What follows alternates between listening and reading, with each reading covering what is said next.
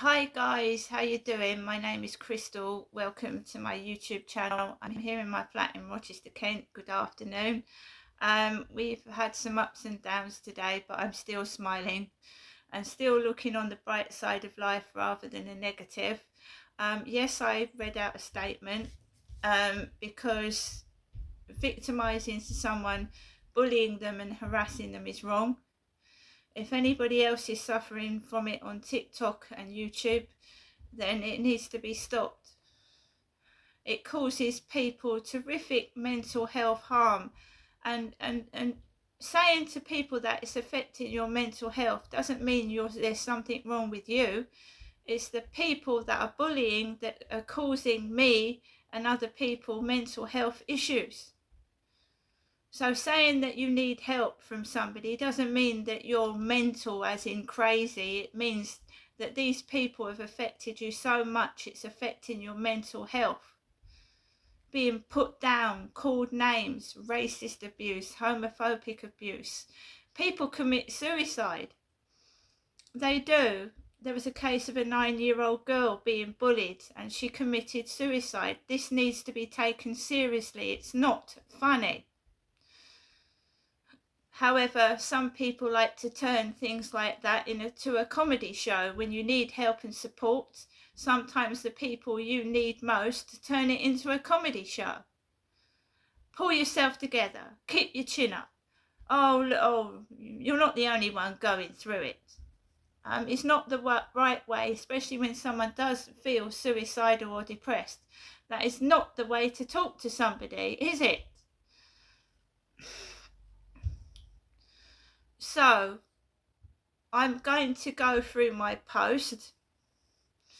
I'm going to go through an email that I have had today before the weekend, and this is what Hyde Housing do. They send me an email and then I can't get through to them, and I've got the weekend to deal with. And I've had a letter from my bank giving me a link to the Samaritans, which is mainly for people that feel like committing suicide. It's not just for that, but it's mainly for that. People are close to the edge and they feel like ending their life. Right? So here we go today. What I've gone through today. My mum is laughing. She was laughing this afternoon. She was saying she was listening to music on Alexa and the radio. So she was laughing. She's written me a letter with references to seeing one of her grandchildren, and I don't see mine. So you get kicked when you're feeling down. So let's start with Jennifer's letter to me, her daughter Crystal. We've got a letter with King Charles's stamps on, addressed to me. I'm Crystal. My mum loves to draw her they look like little things out of my journal. I'm going to show you in a minute. She has put little symbols on the back of the envelope. We've got a tree, a sun smiling, the moon and the stars. And if anyone goes down my diaries or journals will see that I put little diagrams and pictures. It's not Jennifer's diary, it's mine. So let's start with Jennifer's letter to me. Dated 15th of October, Thursday, year 2025, 1:14 p.m. And my mum lives in Chatham. Dear Crystal, just a short letter as promised. Enclosed is £40. It is always nice to speak to you, Crystal, on the phone. Things are still the same here. The weather here today is very overcast, cloudy and very cold. I have done the usual things today, washing, etc. Other than that, as you know, I get very tired these days, so I sleep a lot. As you know, when I tell you that I've suffered from noise nuisance, I don't get much sleep. So my mum spends her days sleeping. I listen mainly to the news on Alexa and the music too. Charlotte came here yesterday to do my shopping for the week. I saw Amanda and the baby girl, Freya.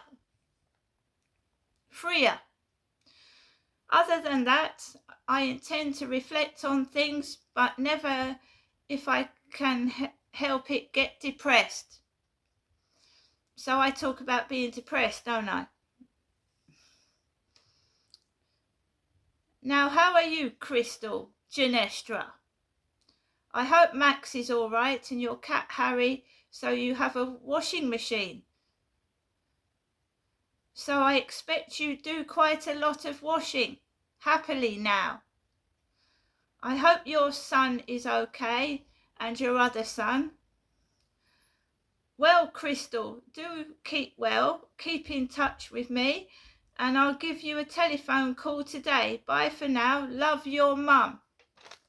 Now everything's gone downhill for me, but my mum sees her granddaughter and a great granddaughter, and I don't see anybody at all. I don't see my sons, I don't see my daughter, I don't see my grandchildren, but my mother is in her element. Because every time I get something, it's taken away from me. Well, that's what it feels like. But I've got my lovely cat Harry, and I've got my dog Max, and I'm keeping journals about all this harassment and abuse, and all this Mickey taking, thinking what I'm going through is funny. So now we're going on to the letter from Barclays Bank about payments from your account, Miss Marshall, me. Unfortunately, we haven't been able to make the following payments as there wasn't enough money in your account or an arranged overdraft with enough available balance. Payment to Hyperoptic for £39 dated 15th of October. What this means for you: to avoid unpaid transactions, please make sure there's enough money in your account by 3 p.m. on the day the payment's due. We're here to help, give you free independent advice. And right at the bottom, Samaritans, call 116, this is my Barclays Bank written this. Samaritans, call 116 123 at any time or email joe@thesamaritans.org. Jo was my next door neighbour at one point. She moved out 2 years ago and another family moved in. Then I was listening to Brian Harvey this afternoon on YouTube talking about Liam Payne, and Liam Payne fell to his death off a hotel balcony over a year ago. I was listening to it in my flat, and Brian Harvey mentioned that he thought people were crisis actors. I go down to my mailbox when I take Max out. This was after I listened to Brian Harvey, and I've got a letter from Crisis. And my name is Crystal. It certainly is not Richard. Dear Crystal, we see it every Christmas, the importance when you're so used to having no one supporting you. This is a joke, right? Is this a joke? We see it every Christmas, the importance when you're so used to having no one supporting you, of realising that someone cares. For the thousands of people in the UK facing homelessness this Christmas, having someone in your corner can make all the difference, alongside Crisis, that someone can be you. So, you know my middle name is Alice, right? My middle name is Alice. I'm Alice. This woman she's Alice, the Crisis at Christmas Resources Manager. And right now we're getting ready to help as many people as possible.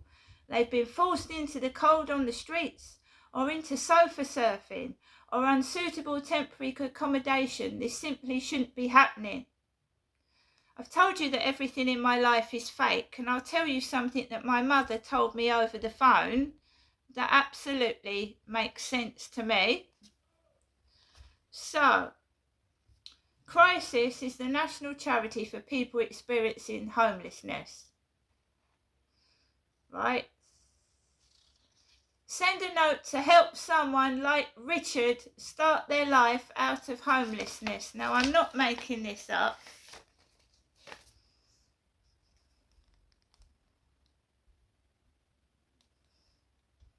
And my middle name is Alice, and people keep calling me Alice instead of Crystal, and I don't know why.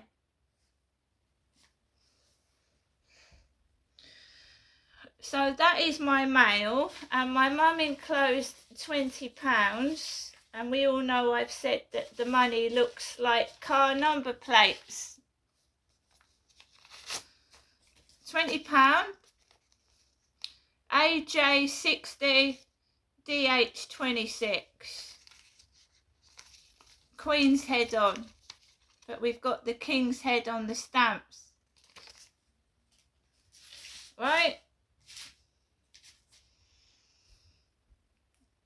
So, you know, this morning, and I know it seems ridiculous, but people are doing silly things. Why are people tying black dog poo bags to the fence where I walk my dog? All the way around the field, black poo bags which I've pulled off and put in the bin. It takes a while to stand there and tie black poo bags to fences. So someone must have seen it.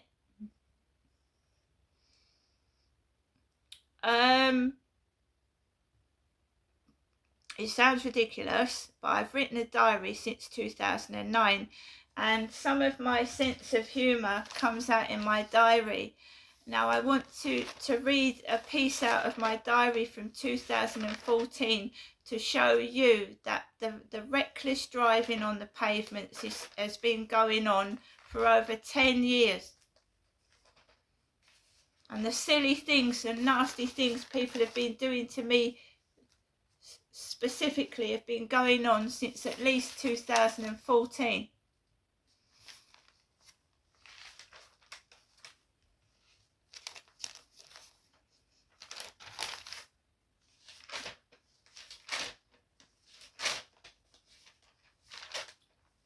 Just trying to find a piece that's not got too many swear words in it, because back then I was really angry. I was having a lot of trouble in my life, and so here we go.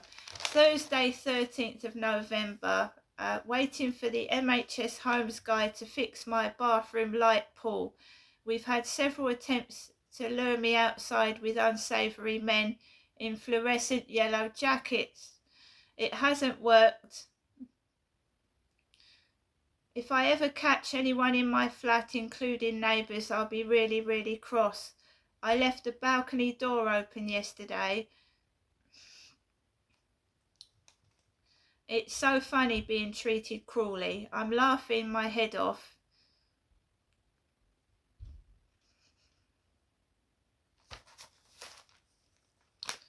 Basically, the MHS guy didn't buzz the buzzer. He sneaked up the stairs quietly with the ladder and lightly knocked on my red door number 6. You see, I used to live at number 6. Used to. But I'd already seen him out of the window and was expecting him. He said it was the pool that was broken this time.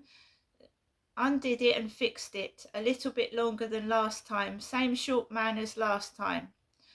I left after the man fixed the switch. I needed to get cat food, so I've gone all through my shopping. Then I went over to Chatham Library with my 3 plastic carrier bags and used computer number 9. I tried to log into my Facebook account and found that it had violated Facebook terms apparently. Basically, someone hacked into my Facebook and put a load of vicious, hateful, really aggressive material on there. It wasn't me, and they stopped my account.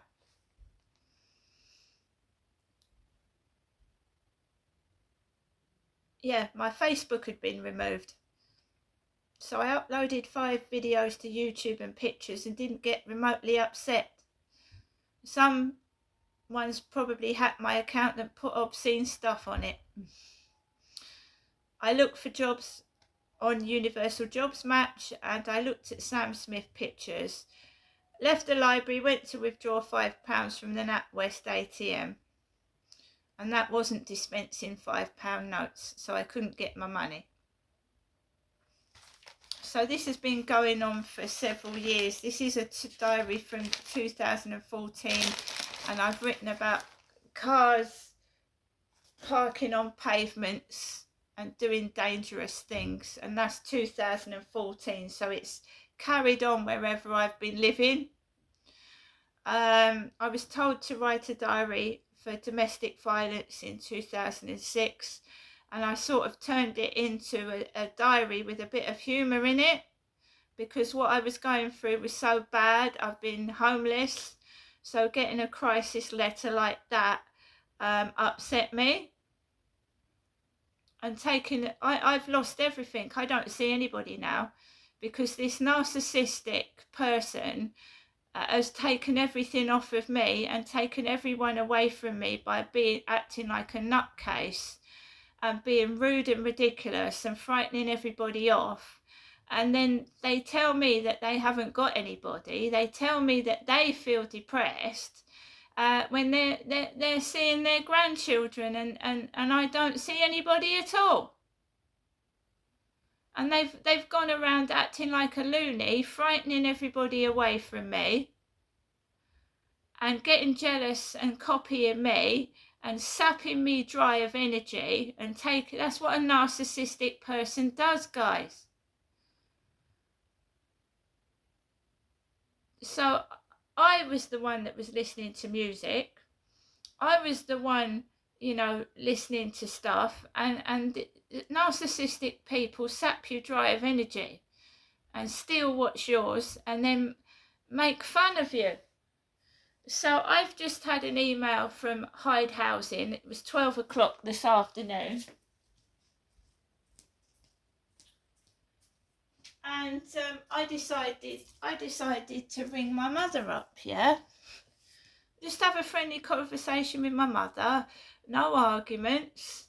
But again, a narcissist turns things into a comedy show, serious things. And I just happened to say, oh, Mum, I've just had an email from Ray Davis. She works for Hyde Housing. And she went to me, oh, did you know Ray Davis was in the Kinks? I thought, I'm not talking about that. I was talking about somebody emailing me called Ray Davis, a woman.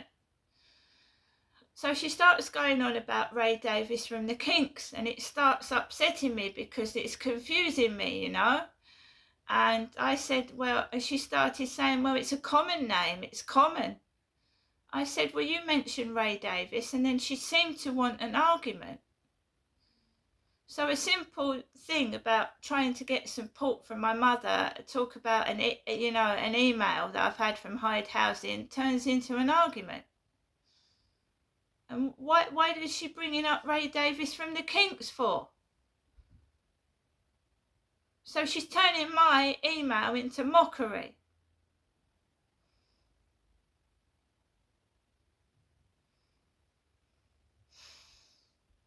Turning something quite serious about what I'm going into to something to stir up trouble and manipulate and cause trouble. That's what narcissist people do. Absolutely ridiculous.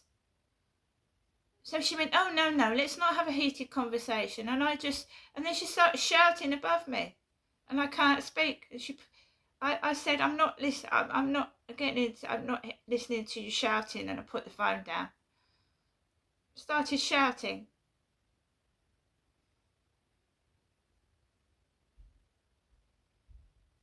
I said I wasn't talking about Ray Davis of the Kinks. I said I was talking about Ray Davis from Hyde Housing.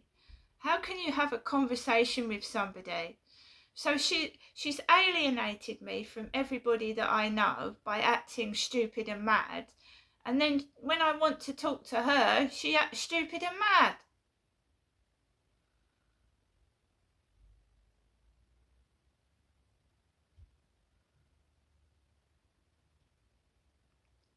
I just wanted to chat with somebody. It's absolutely ridiculous. So let's go for all mail. Where's Ray Davis's email? Where's it gone? October the 16th. It was about 12 p.m. So she must have sent it to my other email address.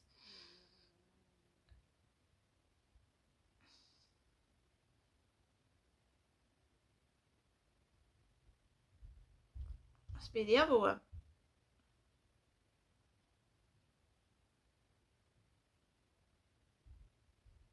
12 and 9 p.m. Dear Miss Marshall, since the last case review you have reported the following ASB incidents. I have recorded these incidents in the table below along with the notes on the column to the right. There are some incidents which we do not deem as ASB and some where further information is needed. Please could you take a look at these and provide answers to the questions. We have asked that you record any noise nuisance on the Noise app, but I am unable to find any Noise app submissions for you. This is really important for us to investigate the noise and a good way of demonstrating the level of noise. I have offered to visit you at home to conduct a sound test between you and the neighbour. You have not consented to this. The sound test will consist of 2 officers visiting, one being in each property. One officer will generate noise whilst the other listening in the reporter's property.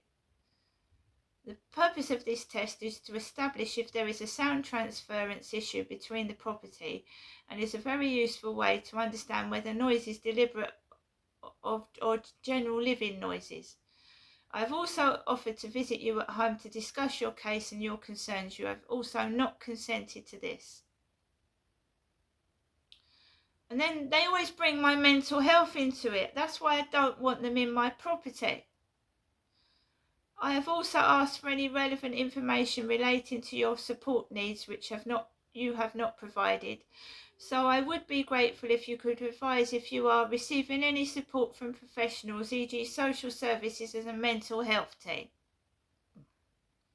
Kind regards, Ray Davis, who apparently is a member of the Kinks. RAEDAVIES, and it's Ray Davis of the Kinks. I'm sure it's RAY Davis. And then I made a joke. I said, well, it wouldn't be Ray Davis of the Kinks emailing me, would it? Here's your evening unwind routine. Alexa, stop. Alexa, stop. So my mum turned it into a joke, which I didn't find very funny. And then she tried to make out that she's trying to make out that she's the normal one and it's me that's mental. Because she turned around and started arguing and telling me it's a common name. And I said, well, I never brought Ray Davis up, it was you. So she's trying to make out I'm the one that's like, crazy. I'm not saying my mother's crazy. I'm just saying she's the one that had all the mental health support workers, not me. I haven't had any mental health support at all. I've got no social workers helping me, no mental health workers, and I've been given a link to the Samaritans, who's for people that normally are on the brink of suicide. And Ray Davis emails me knowing full well I'm getting no support over the weekend. And I am writing an email back to Hyde Housing telling them I'm taking legal advice against them. Legal advice. I have got journals from 2009 where this was going on towards myself. I cannot talk to my mother on a normal level. She goes off on a tangent. She starts talking about herself. And I've been talking calmly and quietly to my mother. We've been having conversations. And this afternoon, she just went on a tangent about Ray Davis of the Kinks, who didn't even come into my head. Alexa, who is Ray Davies of the Kinks? Sir Raymond Douglas Davies is an English musician. He was the lead vocalist, rhythm guitarist and primary songwriter for the rock band The Kinks, which he led, with his younger brother Dave providing lead guitar and backing vocals, and both of them were the only consistent members during the band's existence. Alexa, is Ray Davies still alive? Ray Davies is still alive. He is 81 years old. So he's 81, Ray Davies. He's around my mother's age. Jennifer.